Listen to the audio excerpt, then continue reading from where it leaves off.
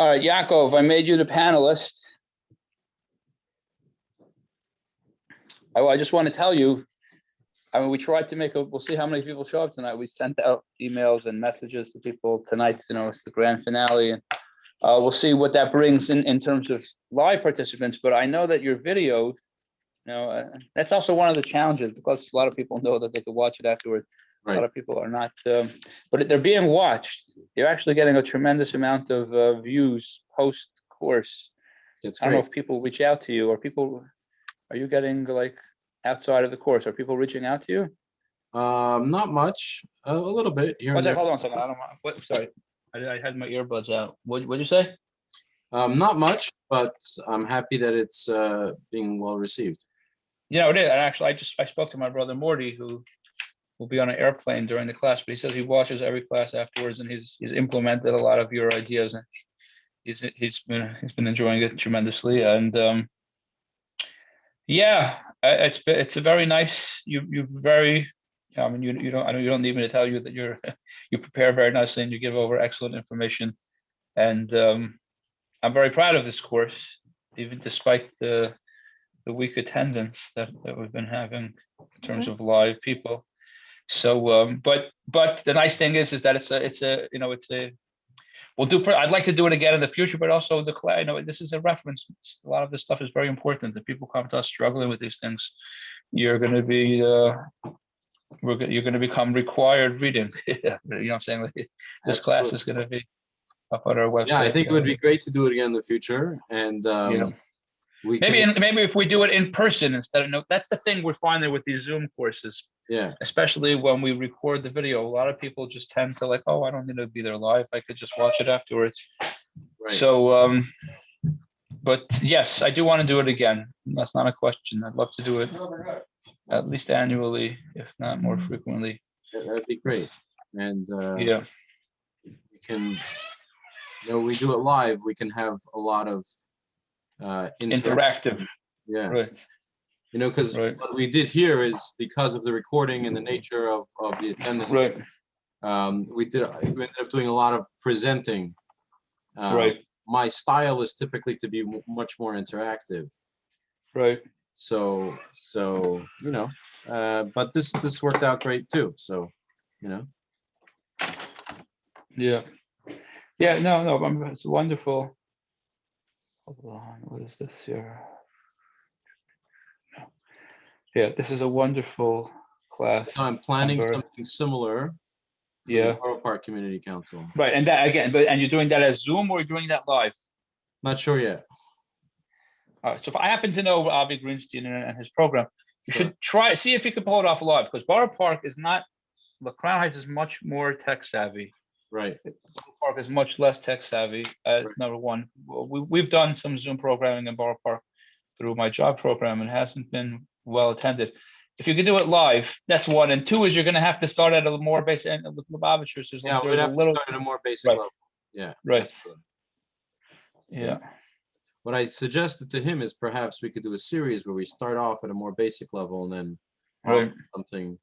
But also, like, especially if I was starting off at a more basic level, I would love to do a program with homework.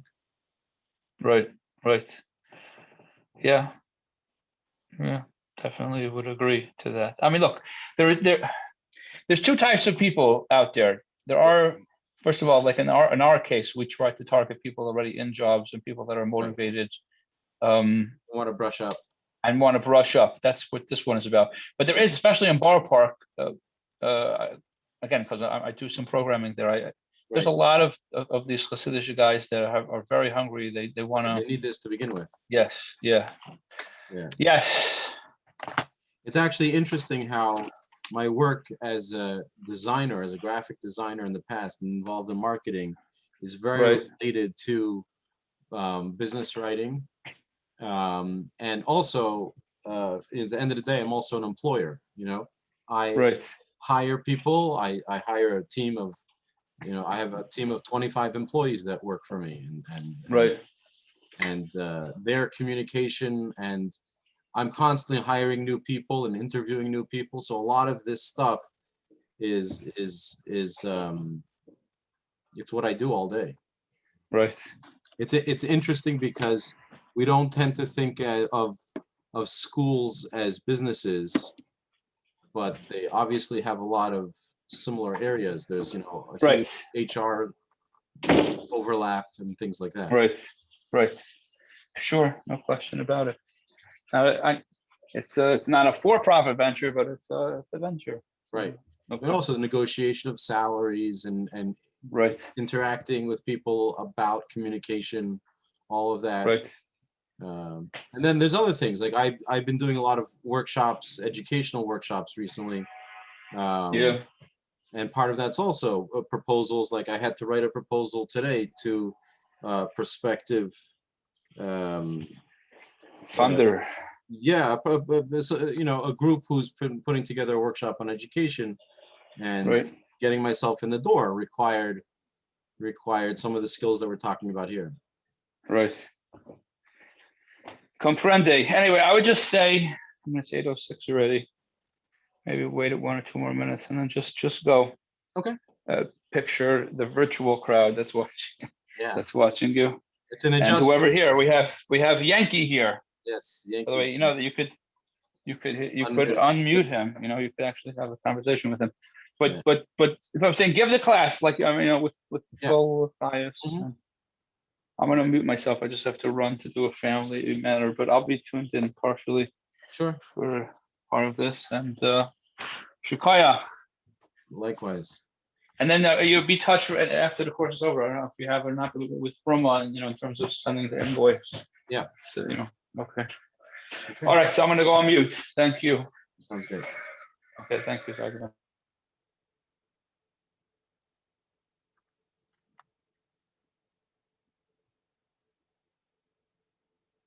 Okay, we're going to start in just 2 minutes.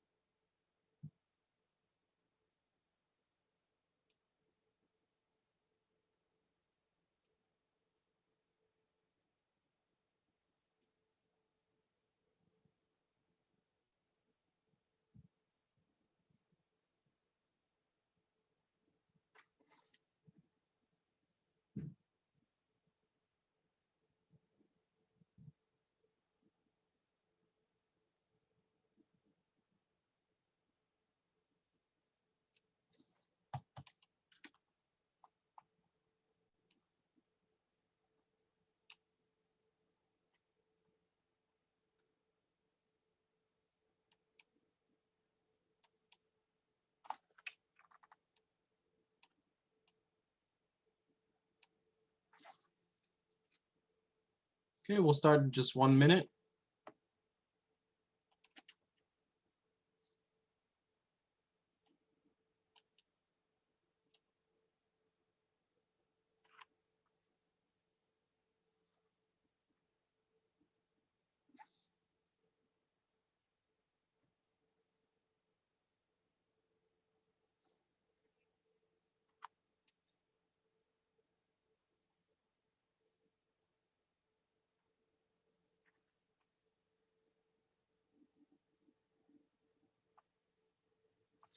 Okay. Welcome back, everyone. We're very excited to have our 6th lesson in this series, where we are talking about the final touches on transactional business writing. This is business writing, letters, emails. This is the kind of communication that you do throughout the day within your place of work, your place of business. Whether you're an employer or an employee, or you're working on getting a job. I actually saw a very interesting clip the other day of a businessman who was talking about how he started to amass his fortune when he made his first million. One of the things he spoke about is the concept that working at a low-key job helped him develop his skills. It was a job he didn't like. He didn't care for the company. It was what people would call, you know, a warehouse job, or a job that was not particularly for him. This was a person who wanted to do something, you know, wanted to be an entrepreneur, and he wanted to build businesses. And for him, doing an office job or working in a warehouse or one of these things, there's nothing wrong with it, but it wasn't his ultimate job. And the more he did it, the more he realized that working at a job that did not have stress, working in a job that did not have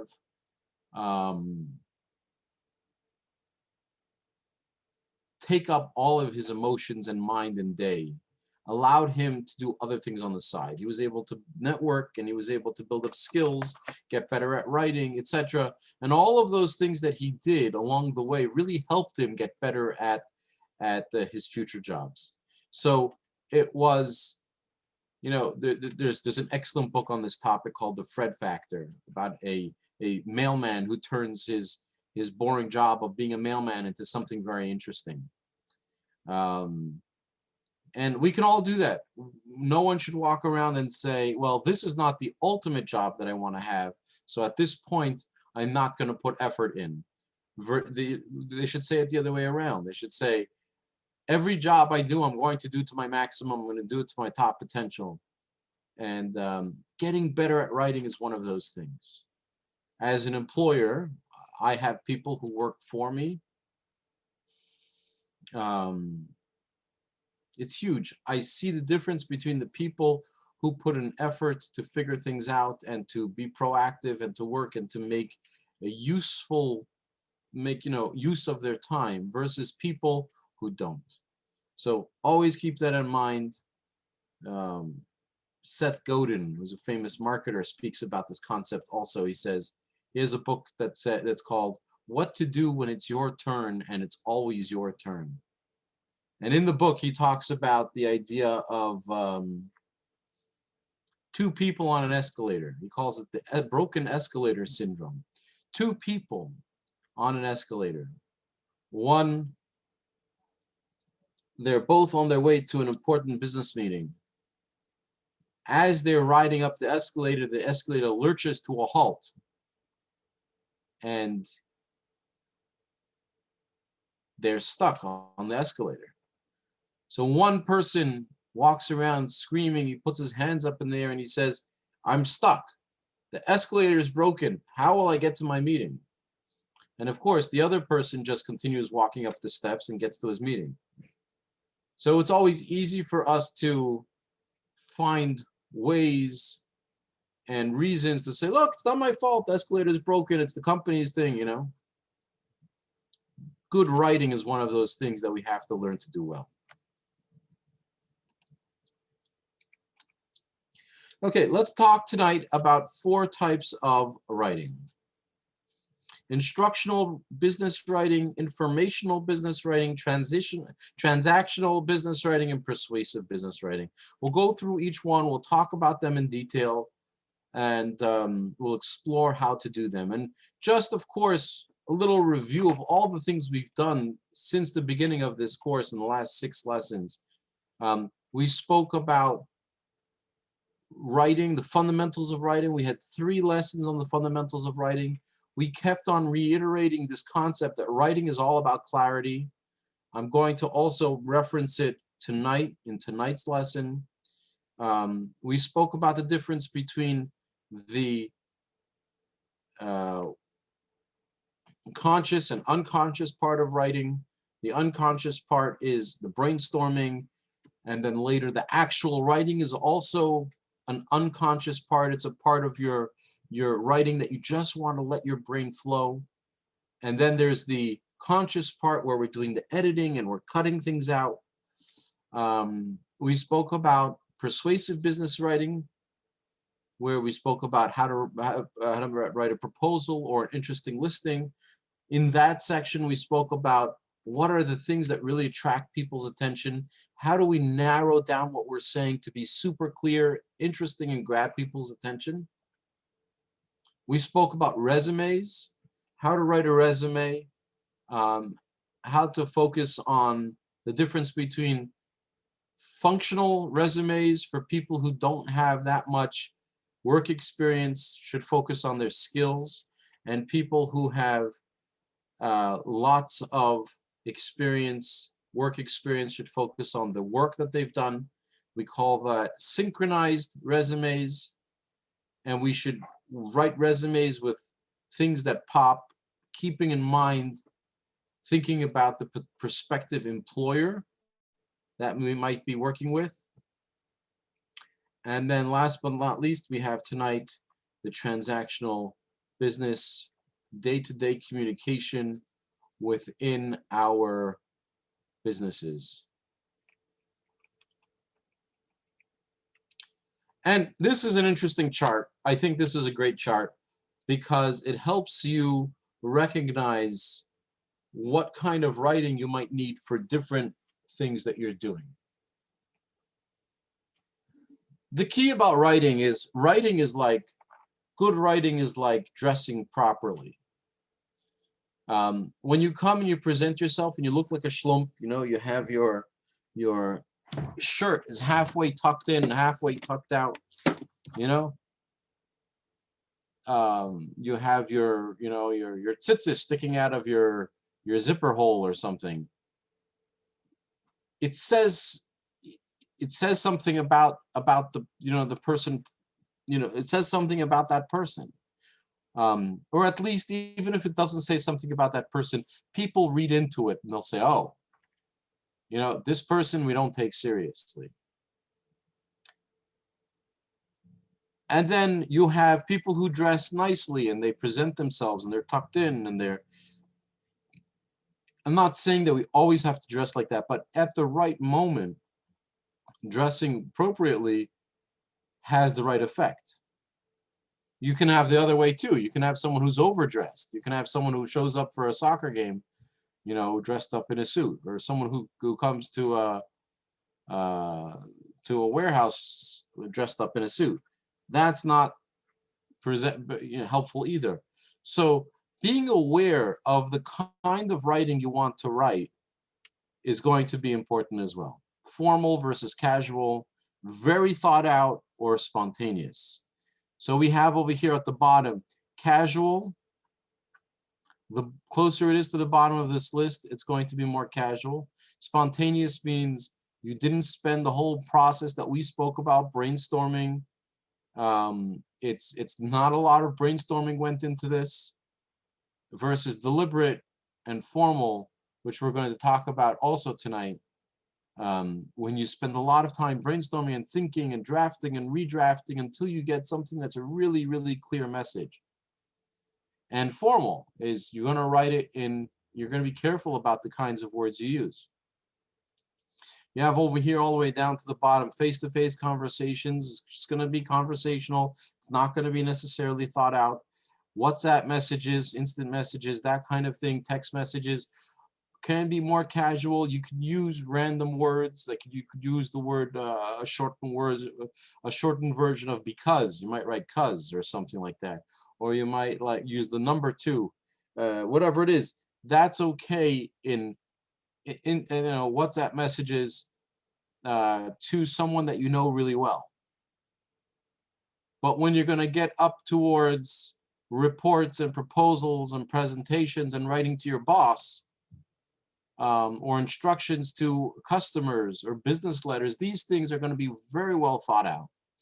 And they're going to be formal, the type of language. We're not going to use slang. We're not going to use words that are not part of strong, traditional, formal writing. And we're going to be careful about the tense, and we're going to be careful about the pronouns. All of those things that we spoke about in grammar. So keeping that in mind,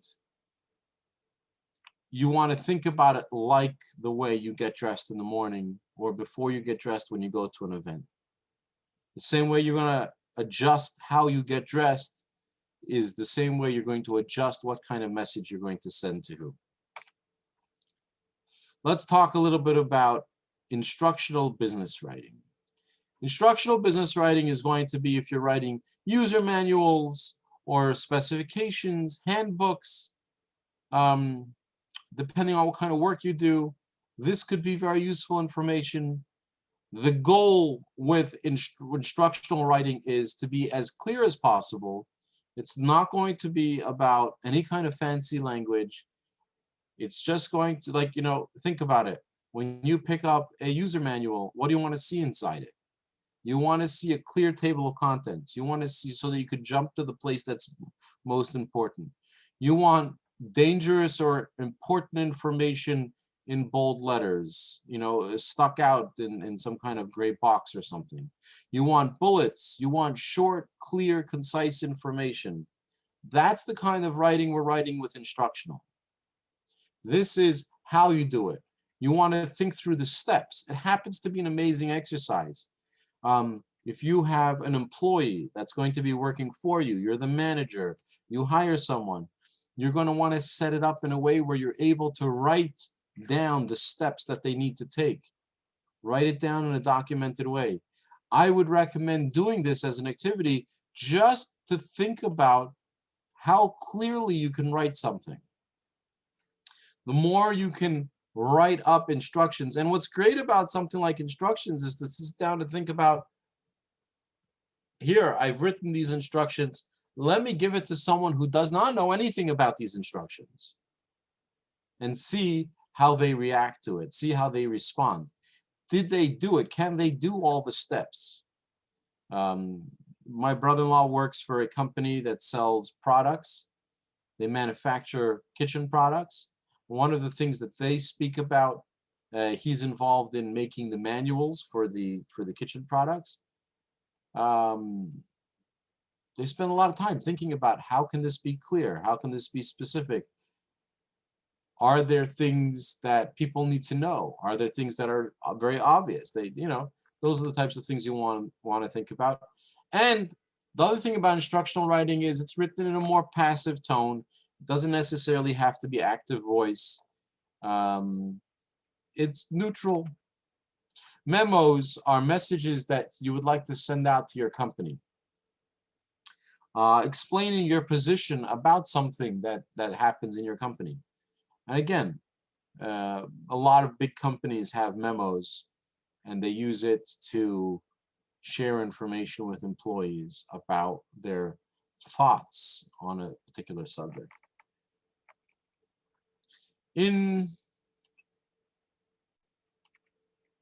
So that was instructional. Informational writing is where you're going to want to write reports, financials, or minutes. Now, I'm going to talk about reports in a moment, but minutes are very interesting because one of the things that I've learned over the years involved in businesses or schools or anything is writing things down. When you sit down in a meeting with someone else, or a group of people sit down for a meeting, it saves a lot of heartache if it was written down. So you sit down with your boss, there's also a concept called managing upwards. Maybe your boss is not so good at writing down things. Maybe you are the boss, but maybe you're not the boss, and maybe your boss is not so good at writing things down. If you sat in a meeting with someone, make it a habit of yours to follow up that meeting with minutes. Say, hey, just want to recap what we spoke about, right, as per our conversation. And then you would say, number one, we all agreed to not using the center office space for meetings. Number two, we agreed to move ahead on project X. Number three, so-and-so will be responsible for this part of the project, and so-and-so will be responsible for that part of the project. And the next, and you would write this in bullets. It doesn't have to be a massive amount of writing. And the deadline for this is this, and this is the budget. So by sharing that information, you can avoid a lot of issues later where the other person says, I never said we had to go ahead for this concept. I don't know why you did it. It's your problem now. Or someone will say, I didn't know that I was responsible. And then what happens is, after you write the minutes and you share it with everyone who was involved, You might turn around and say, someone else who reads the email who was involved might turn around and say, hey, that's not what I thought. This happens all the time. I had a meeting with the board of my organization and some other stakeholders, and one person said one thing and one person said the other thing, and we came out and everyone thought it was clear. But then when we shared the minutes, everyone said, wait, I didn't say that I was going to do this. And you want to avoid that. And that's what we call informational writing. Now, again, it doesn't have to be amazing grammar, but start with capitals and periods, proper nouns, names of specific things should be capitalized. You want it to still look presentable, even though it's not super formal writing. It's not that important. The most important thing is that there is a record of what happened, but you still don't want to look like you're uneducated and you can't string a sentence together. And looking at something with spelling mistakes or capital mistakes or periods is like, it's like, I don't know, it's like looking at a painting that was painted with the missing the head of the person or something. It doesn't present well. So just take that extra effort to make sure that capitals are in the right places and periods are the right places, and there's no capitals randomly in the middle of sentences.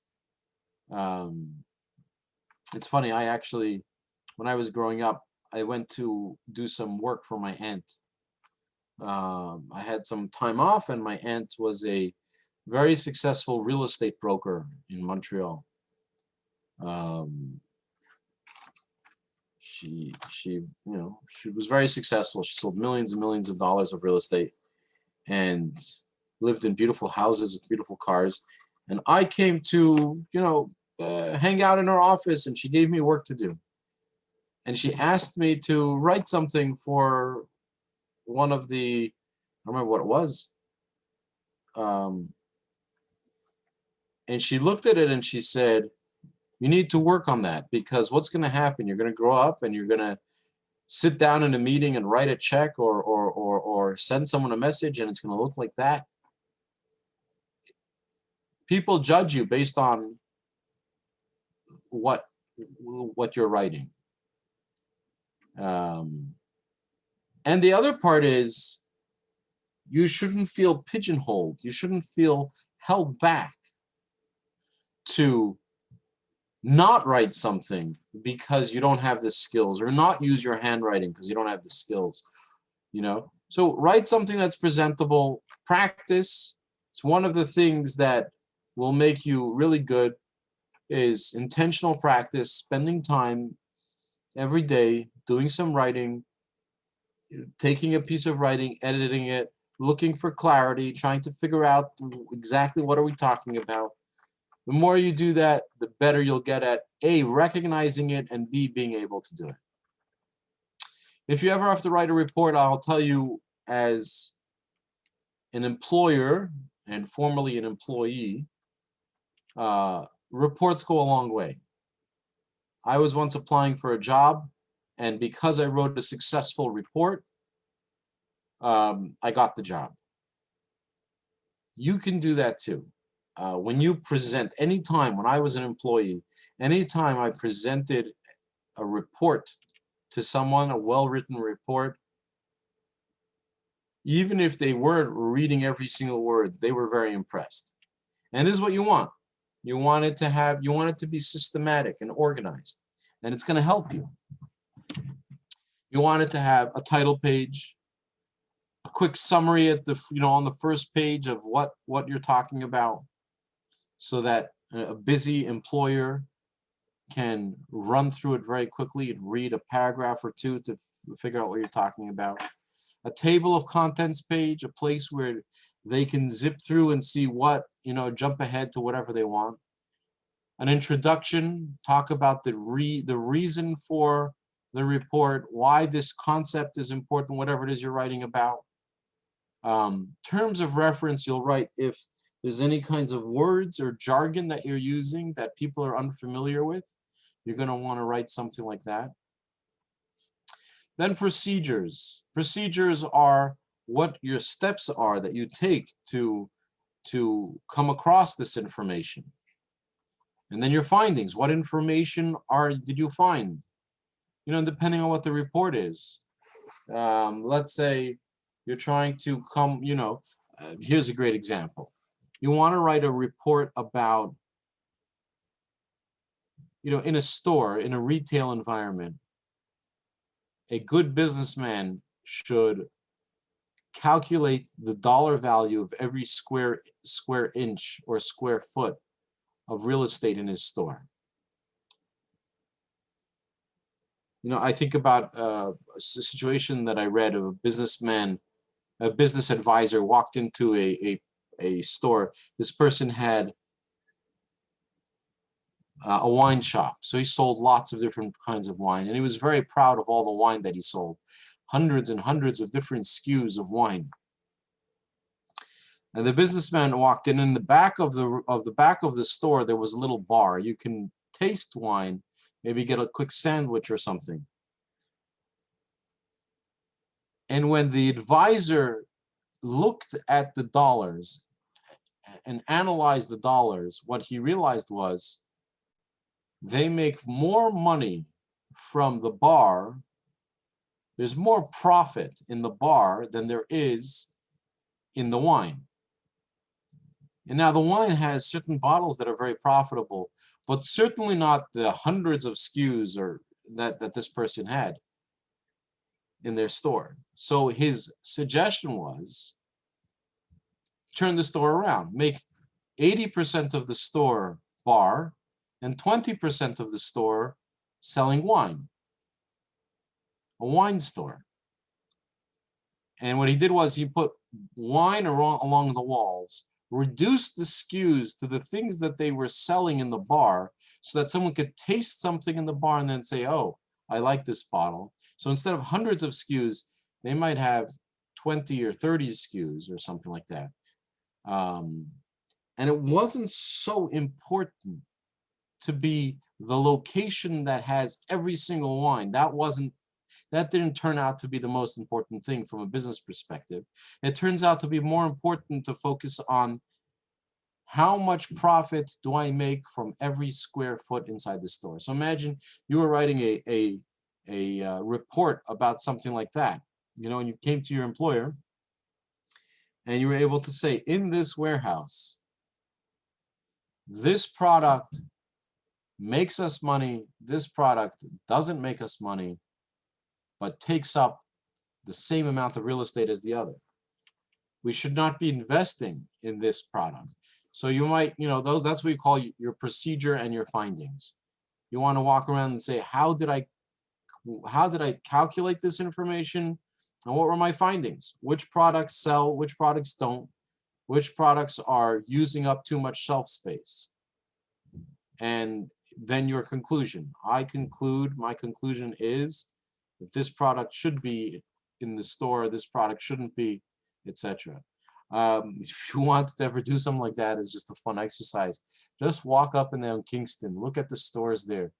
Think about how many stores are carrying products that make either no margin or zero margin or don't sell, but are still taking up space in the store, versus the pieces, the parts of the store that are really making lots of money.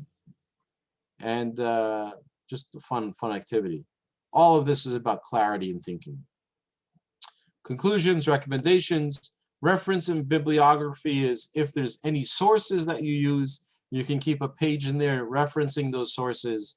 And then the appendices are the places where you include any kind of additional information that you referenced. So for example, I recently have been involved in helping schools walk through the process of accreditation. And for each of these schools, we had to put together a report for the organization, the accrediting organization. And we went through this process, you know. all the information that we wanted, executive summary, tell about the school, table of contents, introduction, all the things that we found that we wanted to report about. And then at the end, in the appendices, we put in information about samples of lesson plans and samples of the handbook and samples of things that we referenced inside the book, inside the report. So you can do that too. It's a great way to stand out. To, you know, when you hand in something 25 pages, it's not 25 pages of writing, but it's laid out nicely. It helps you a lot. Persuasive writing is something we've focused a lot about in this course over the last 5 lessons. And the reason why we focused on it so much is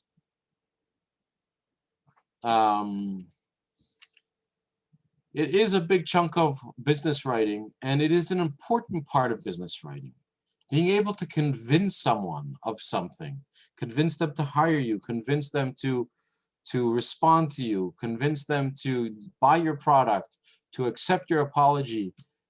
This part of writing, persuasive writing, it's like a superpower.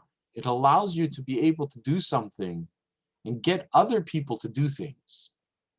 It's one of the, it's one of the things that makes writing so magical. Your ability to sit down in your room and write something, or in your office and write something, and someone else in another room somewhere else is going to do something because of something you wrote.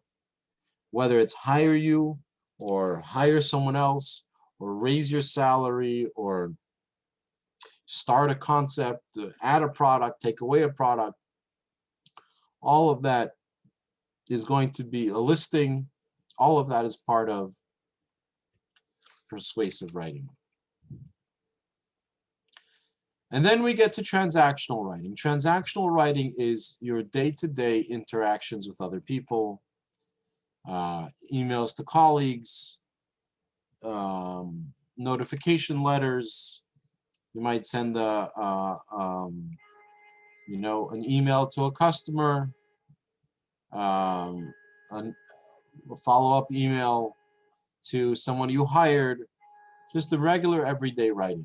And again, if we go back to this chart over here, depending on the purpose of what you're doing, it would change how formal versus casual you want to be, and how thought out or spontaneous on the spot.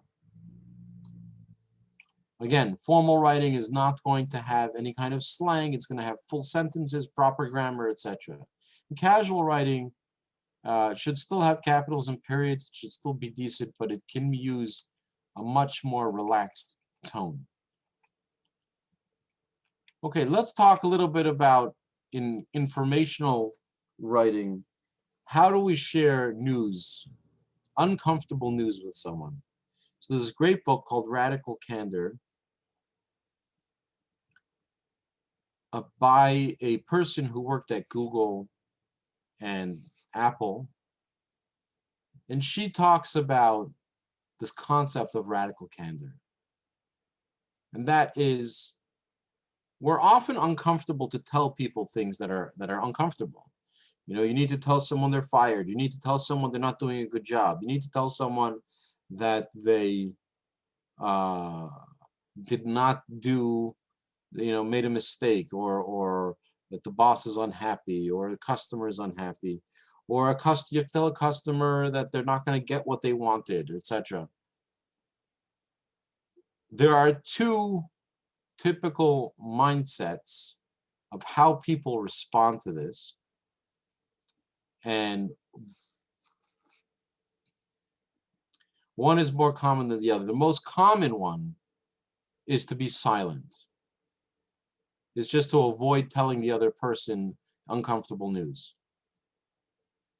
You have this very often. So imagine you have someone who's working for you, or your boss that you're working for, and you don't want to tell them, you're uncomfortable to tell them that you're unhappy about the way they're treating you, or about the way the job is going. Or vice versa. Your boss, you're the boss, and you're uncomfortable to tell your employee how poorly he's doing. So she refers to this, we call this over here the silence. She refers to this as either manipulation or it's ruinous empathy. So it's going to depend on how much you care about the other person. If you don't care about the other person at all, and you're just not telling them, you're being manipulative. Every time you see them, they say, oh, how am I doing? And they say, oh, you're doing fine. But you don't care about that person. You don't have a relationship with that person. That's just being manipulative. If you do care about the person, you don't want to tell them because you really like that person. They're your friend. They're related to you, whatever. That's called ruinous empathy. You're destroying the other person, but you're doing it out of kindness, out of feelings. But both of them are terrible. And they're both terrible because what happens? You don't tell the person that he's doing a bad job, and then later you have to fire them. Or you don't tell your boss that you're not happy working at the company, and later you quit. So both of those lead to much worse situations than had you told your boss or had your boss told you, right?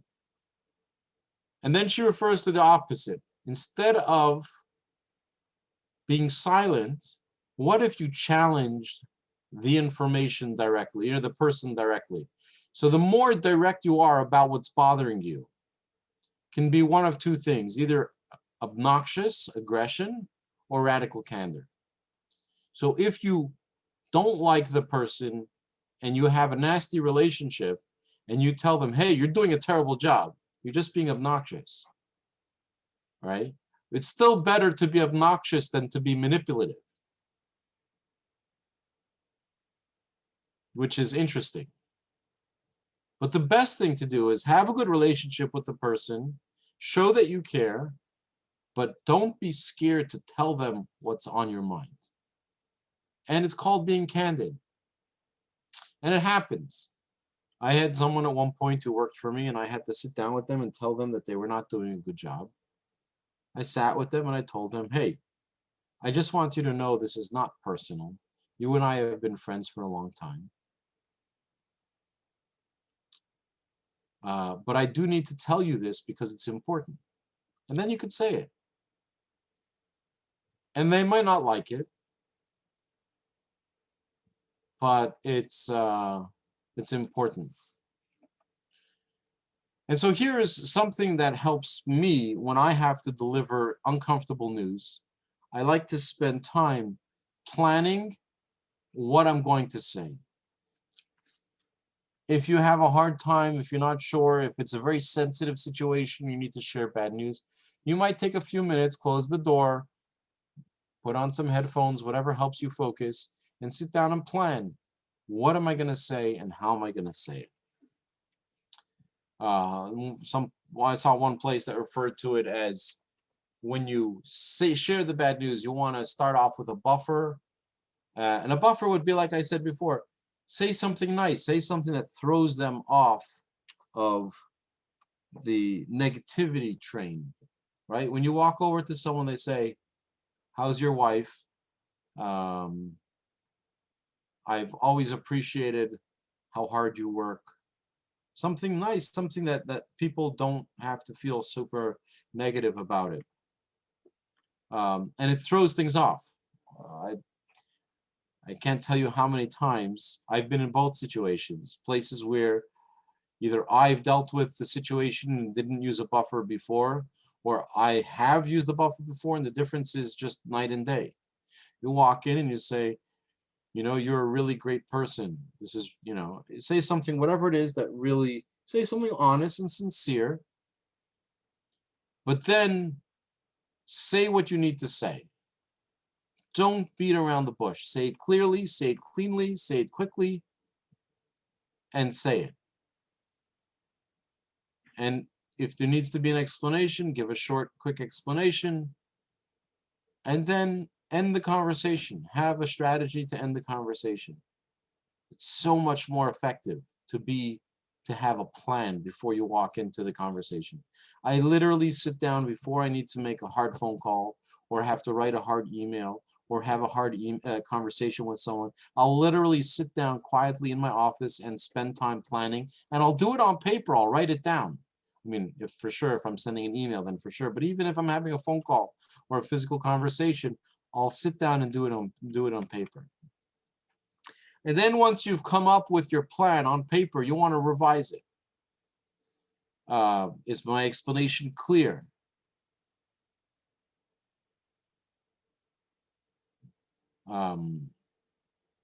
Is it sincere? Like I said before, no one wants a compliment that comes across as insincere. And, is it attacking? Does it have the, or were you careful about which words you want to use? And is what you're going to say, did you plan a way to say cleanly and smoothly and not trip over your words? The worst, whether in an email or on a phone call or in person, to be saying something uncomfortable to someone and I mean to say, have a plan of what you want to say. What's an easy way to say what you want to say clearly? And then last is editing. Is all the information correct? I can't tell you how important this is and how often this happens. You send an email to someone or a letter to someone telling them information that they don't want to hear, and you got some of the details wrong, either their name or the whatever it is, and they use that as cannon fodder to fight with you. Don't do it. Spend the extra time checking it, making sure it has everything correct and there's no missing information. And then also spacing and grammar and punctuation and spelling. Afford the other person the dignity of taking the time to write a properly formatted email. I know this is true. I think I mentioned in one of the other courses that we did, the concept of, I told you about this professor who was saying people apply to schools and they make spelling mistakes or capitals in the wrong places or periods or commas in the wrong places. And it just comes across as uncaring and lazy. It's not such a hard thing to do. We reviewed a few rules of grammar. Just follow those rules. No one needs your grammar to be perfect, but people need your grammar to not be lazy. They need your spelling to not be lazy. You need your periods to not be lazy, your capitals to not be lazy. It's important, especially when you're delivering uncomfortable news. Here's 10 things to think about. And this is especially, the first one is especially true when we're talking about uncomfortable information. Be committed to what you want to say. And it's true in writing. Your writing will be unclear if you're not committed to what you want to say. One of the things that throws writing off so much is like, I want to say this, but I don't want to say it, and I'm not sure if I want to say it, and I want to make other points too. Be committed to one point, back it up 100%, be unreservedly apologetic about it. Be clear, be committed. And then conversational. Conversational is interesting because you want to think to yourself, take your piece of paper, take whatever you wrote, and read it out loud. Does it sound like you? Does it sound like you're talking to someone else? If you're saying something that is overly stiff and using fancy words and is hard to understand, everyone's going to walk around and say, what are you talking about? I actually recently saw an example. Let's see if I can pull it up quickly. It was such a great example of, oh, here it is.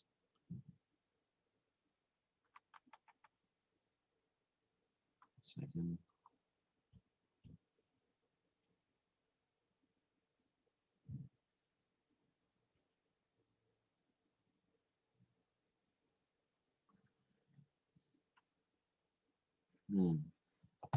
It's not pulling up. Let's see if I can find it here.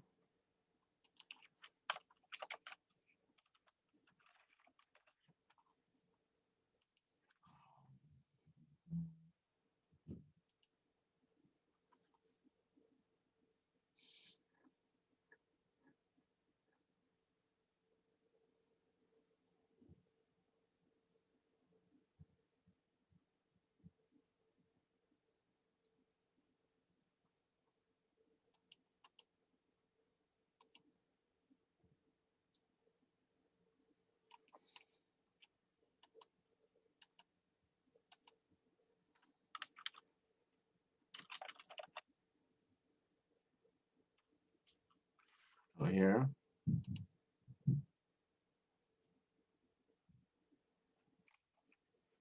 Let's see.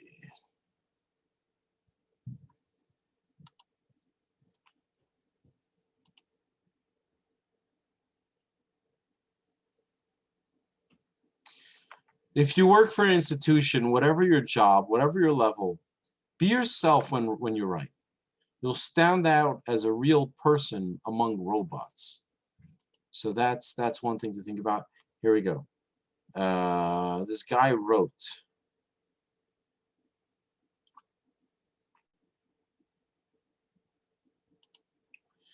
He wrote this. Strangers, I can actually, let me share the screen with you so you could read it as well. Here we go.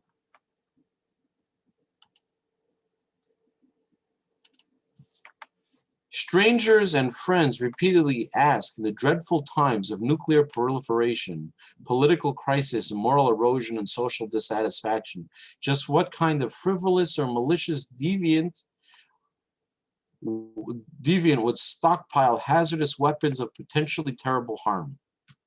A contentious neighbor or committed acquaintance will often condemn these trivial acquisitions and censure the trite maneuvering perpetuated for acquiring specimens amidst universal travails as being superfluous. What is that person saying? It's a lot of fancy words and flows nicely, but what are they even saying? So here they have it rewritten in a simple, clean English. People always ask me how I go around collecting fighting knives when what we really need is more peace in the world. It's like they're accusing me of being some kind of deviant because I happen to have a hobby they regard as frivolous or even dangerous. Right? So using fancy words, repeatedly ask me in the dreadful times of nuclear proliferation, political crisis, moral erosion, and social dissatisfaction. I'm sure whoever wrote this thought that they were an amazing writer, but it's gibberish. If someone has to sit down because of your creativity and your flow, someone has to sit down and they have to try to figure out what you're saying, two things are going to happen. Number one is they're going to drop it. No one's going to spend time translating what you're saying. And number two is, why should they? You have it often, you know, legal texts, you know, the writing, the small print on the bottom of a contract or things like that. They're written in funny language for three things. One is to cover every eventuality, and the second is for you to not understand what they're saying. The more formal it is, the more it's about you not understanding what's taught, what it's being spoken about. So you don't want to do that. You don't want to be super confusing. Be considerate, be connected, think about who you're writing to. Will this person be offended by something I'm saying, or will it be hurtful? You know, because to some people, depending on their situation, something might be a big deal, something might not be a big deal. It's the worst to send a text, an email to a customer just to figure out that you offended one of their sensitivities, or to your boss and you offended their sensitivities.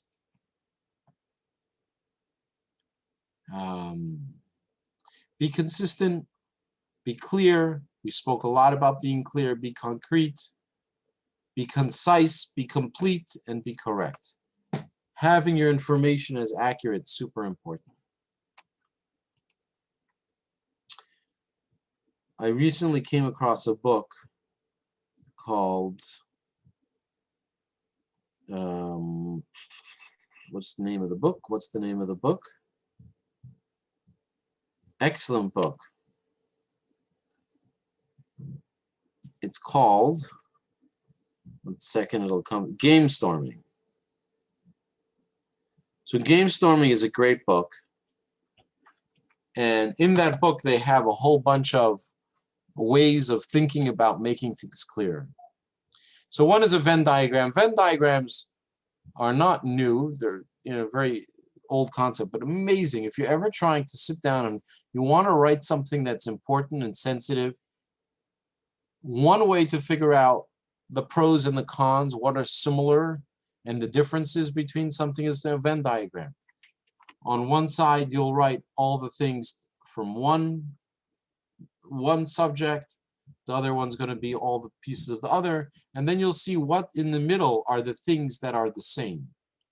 So for example, a customer might want to know about a product. So you want to share with them information about why they would or wouldn't buy a certain product. You would tell them what's unique about product A, what's unique about product B, and in the center, you would write what both products share. By presenting information, even in your brainstorming side, even to yourself, that helps things be a lot clearer. It helps, clarity to you is going to translate clarity into your writing. Clarity in your writing is going to make better sales, or it's going to achieve your objective faster. Here's another one that's really great, especially if you're writing an email or you're writing a letter to your boss or talking about an issue that exists. Think about the problem. Think about what are all the different parts of the problem. What's the cause of the problem? What are the future implications of the problem? And what's the possible solution? Like we spoke about in one of the earlier lessons about a company not giving a gas card to employees. So gas card. So the cause of the problem, let's come back to that. Parts of the problem is employees have to lay out money on their own. Records are hard to keep. The company doesn't have their own records. People need to be trusted. Employees are uncomfortable with being treated that way and being nervous about not getting their money back. What's the cause of the problem? I don't know enough about the company to figure that out. Maybe it's the company didn't think of it. Maybe the company is worried about abuse of the card. Whatever the reason is, you would write that here. Possible solutions are using a company monitored gas card with limits on it. And future implications is that the company is going to lose employees or have disgruntled employees who are working there but are not happy. So laying out the information clearly really gives us a lot of help with dealing with an issue. You think about anything that you want to talk about that's contentious, or anything that you're just trying to figure out the parts of it, doing something like this is an amazing activity. And then there's a cool thing called 5 Whys. I did a course on school leadership, and this is one of the things they spoke about, is keep asking yourself why at least 5 times until you come up with an issue. So here is a product that is not selling, right? And they ask themselves the first why. And you can do this all the time. We do it, there's a lot of asking why multiple times. It's funny. My 3-year-old daughter asks why over and over again.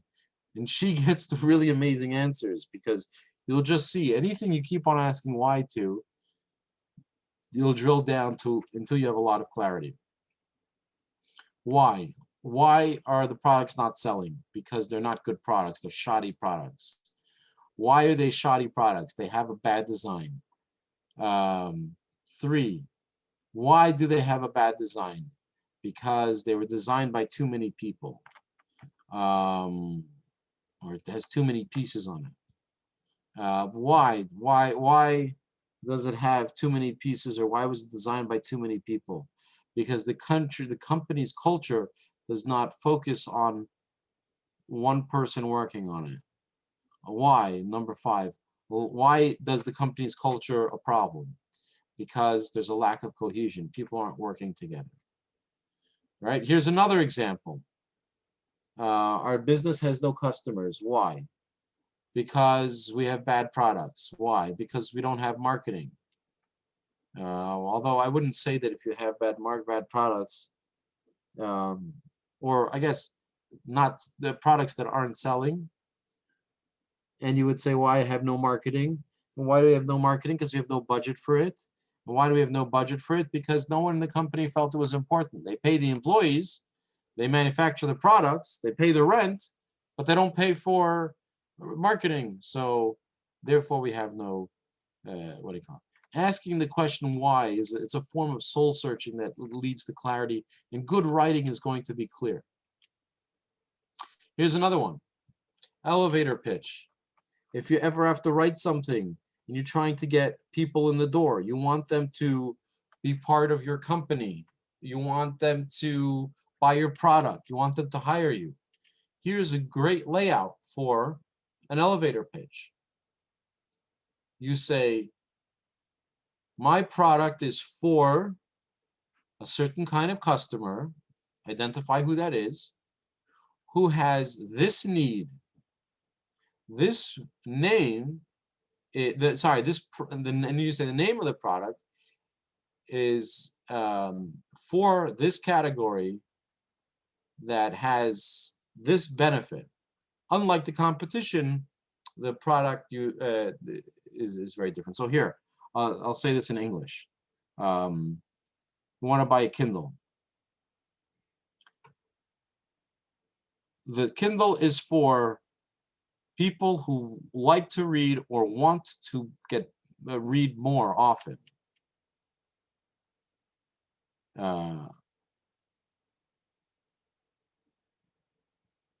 And the Kindle has the benefit of being able to take books around with you all over the place. And unlike the competition is the, what's it called, reader? Barnes & Noble's reader. The product has long battery life and has a built-in screen, built-in light so you could read at night. If you just fill in the blanks over here, you could come up with a elevator pitch for any product that you want. For me, for example, I work in a school. So my school is for Frum Chassidische families who have a need to educate their children, carefully educate their children. ULYOP is a school that has a strong focus on intentional chinuch. Unlike other schools, our school has smaller classes, well-trained teachers, and strong curriculum. Right? So if I had to talk to someone very quickly, I would rehearse saying something like this very quickly. This is also a cool one. Try and figure out who is your targeted customer, and you could do this with anything. Anything that you're trying to clarify. It doesn't have to be these titles, target customer, customer, new product name. But again, if you're trying to sell something and you want to know, like, how am I going to sell it? What are the most important parts? Who is the target customer? What are the customer needs? What's the product name? What's the marketing category? And you'll brainstorm. No idea in the brainstorming process. Remember, no idea is considered a bad idea. And you'll put all of that information in. What are the key benefits of this product? Who's the competition? What makes it different? And then you'll be able, once you have all of that brainstorming up, you'll be able to identify what's the most important information you want to share, right? So I'm selling this air fryer toaster oven. Who's it for? People who want to lose weight, men, women, people who are health conscious, people who want food, hot food quickly, people who are into cooking but are not professional chefs. What's their customer need? They need hot food quickly. They need healthy food. They're looking for healthier food. They don't want to use oil. They don't want to turn on their whole stove, their whole oven. The product name, best air fryer. What's the marketing category? Kitchen products, health benefit products, do-it-yourself products. The key benefits: it's healthier, it's faster, it's smaller, it's economical. Who's the competition? Black & Decker. Unique differentiate. What makes this one different? This one is different because it folds up and takes up less space on your counter. Whatever it is, the point is, the more you spend time doing exercises like this, these are great ways to brainstorm about what you want to write about. Identify the key concepts and then just brainstorm. Let them all flow. Another cool one is ask yourself, what are 10, force yourself to come up with 10 ideas. Even bad ideas, just come up with 10 ideas. It allows the brain to start flowing. Oops. Okay, every document you write is going to have, especially the more formal it is, going to have an opening, a middle, and an end. Let's talk about those three sections. The beginning, your opener, is your greeting. You want to tell the person why you're writing. You want to get their attention and interest. Remember, we had that chart where we want to, in anything we write, we want to get their interest, keep their interest, build a desire, and get them to act. So the beginning, your opening, is always establishing your tone, provide background or context, let them know what's about to happen. I actually had to write an email today to someone to try and get them to hire me to do something and to give a workshop. And I had to think about all these things. What did I want in my opening? How am I going to get this reader to read first past the first paragraph? And how am I going to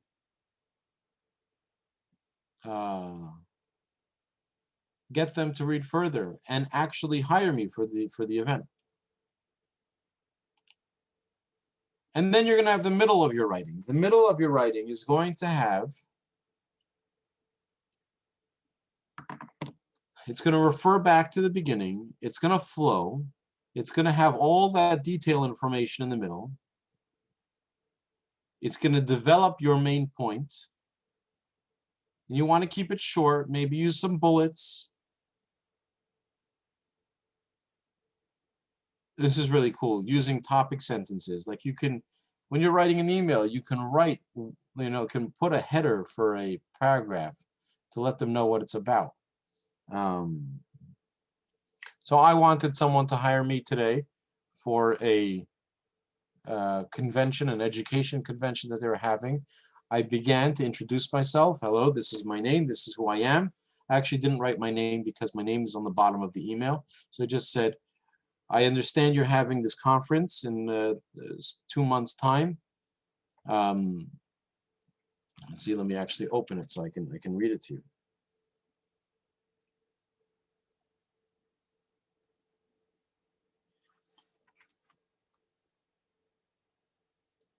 Oh, good afternoon, Dr. So-and-so. And then I made reference to someone in their organization who told me to reach out to them. Now that's good because I'm showing that they, you know, if they don't know anything about me, they can talk to that person. They can say, oh, that person, is he serious? Is he a good option for this? So he said, so-and-so suggested I reach out to you about presenting at the upcoming think tank. Now I noticed that I used the word presenting. I already told them in the first sentence what the purpose of this message is. So if they're looking for presenters, they'll know to read further. They also know that they trust their colleague who I referenced in the beginning of the email. I was formerly involved in the Julius Principal Training Institute and would be happy to give back to your organization. So I told them that I was part of a project in your organization, and I benefited from it, and I want to give something back to you. My next paragraph explained a little bit about me. Not too much. I don't want to write everything that I've done in my life, but I do want to write one quick sentence about a highlight that says why they should hire me to be a presenter. I am the principal of the following school, and I present at workshops and coach teachers. Sorry, I present at workshops and do coaching for teachers, schools, and camps around the country. Topics that I present on include, and then I made a list of topics. And then my closing, let's jump to our closing, as restate your main point and offer, focus on appreciation, cooperation, further contact, include details. So here's what I wrote. Feel free to visit my website where it has more information about the work I've done. Please let me know either way. Thank you for your time. And that's it. And at the bottom, it has my name and my signature, which includes my contact information. And he reached out. He responded saying that they would actually like to meet with me to talk about the options. So it was a successful email with someone that I've never met before. And that's the idea of having a format like that, of opening, middle, and closing. And you want to think about it in those terms. You want to chunk it like that. It'll make it easier to write. In school, we always teach kids to write things in this way: an introduction, a body, and a closing. Your introduction, like we said, introduces what you want to talk about. It states your main point. It will have paragraphs. Each paragraph will develop one main idea, right? And it'll have the main idea, and it'll have a bunch of supporting details. And you'll have 1, 2, or 3 paragraphs in the middle, short paragraphs saying, this is why, blah, blah, blah, with support, with proof, and then a closing at the end. This is your typical layout for most, if you want to follow a pattern, this is a good pattern to follow. It's easy to put together. And when you were brainstorming, you could just sit down and say, okay, what am I going to include in my introduction? You could actually take this document, this picture, and you could write introduction and make a little brainstorm. Okay, next to introduction, what do I want to put in my introduction? What am I going to have in the body? Paragraph number 1 is going to talk about this. Paragraph number 2 is going to talk about that. I'm going to use the detail 1, detail 2, detail 3 to support point 1. I'm going to have my which details I want to use to support detail point 2. And then in my closing, I want to say, and that's why you should do blah, blah, blah, and reiterate everything I've said till now with my call to action. And then once you sit down to write, if you've planned all of that out, when you sit down to write, all you have to do is fill up those spaces that you now planned out. It's much easier than just sitting down to write from scratch. So having some kind of framework that you use for planning is much better than it's especially helpful if you have writer's block, if you're not sure what to write. And always, always, always, always locate your main point. Your clarity is so important. We've spoken about this a lot. But if you're lost and you're not sure about your clarity, if you read it and it's unclear, you gave it to someone else and you said, what's the point of what am I trying to say? And they're not telling you the point that you think you're saying, then you want to go back and you want to say, okay, what is the main thing I want to say? And where am I getting distracted? Where am I getting involved in saying other things also? And I want to strip all the extra words and strip all the extra points out of what I'm trying to say and just have my main point in place. Let's try this. Here's a letter that I found on the internet, and let's look at how unclear this is and how you can make it clear. Dear so-and-so, I wanted to share with you a key detail from the annual report. This year's referral rate increased by 10% over last year's. And did you also hear about the new hire in accounting? I'm optimistic she will get our books finally in order. So anyway, about the annual report, according to the codes that the new clients filled out on applications, several factors contributed to this increase. Our summer marketing campaign reached many new clients. Word of mouth traffic was ridiculously great. Our customer satisfaction rating rose, bringing more repeat clients. Please relate this good news to the others on your team. There's no need to mention the accounting changes. Also, please use the results as you project the budget for next year. So, as you can tell, this is a little bit all over the place. There's these random comments over here. She jumps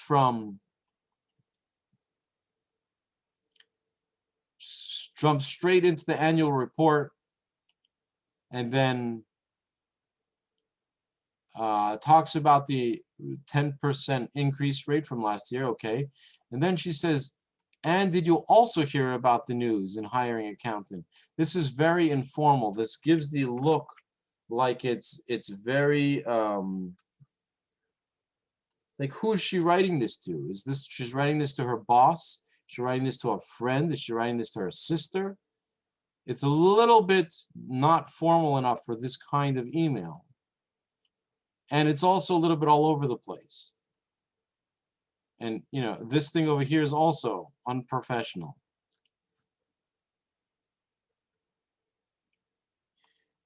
And so anyways, also weird, you know, unprofessional thing to write.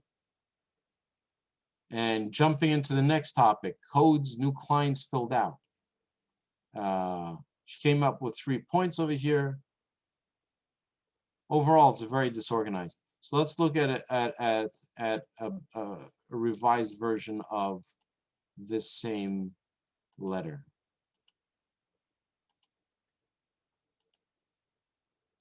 Dear so-and-so, I wanted to share with you key details for the annual report. This year's referral rate increased by 10% over last year's. So far, clean and simple. According to the new codes the clients filled out on the application, several factors contributed to this increase. Our summer marketing campaign reached many new clients. Other clients reported hearing of us by word of mouth. Our customer satisfaction rating rose, bringing more repeat clients. Please relate this good news to others on your team. Also, please use this as you project the budget for next year. So this is almost the exact words that the last person said. Just cut out all the extra information that was not specifically related to this email, some of the things that got off topic, and B, all the information is written formally. This person looks like they're properly dressed. It's not just random information, and it's not written in slang. It's not written in a conversation you would have with your sibling. It's information that you would write to a colleague at work, and it has that professional feel to it. Even though, look at it, it doesn't have any fancy words. It just has clean, simple flow of sentences, clear information, bullets, So that's what you really want to look for in your writing, when you're writing to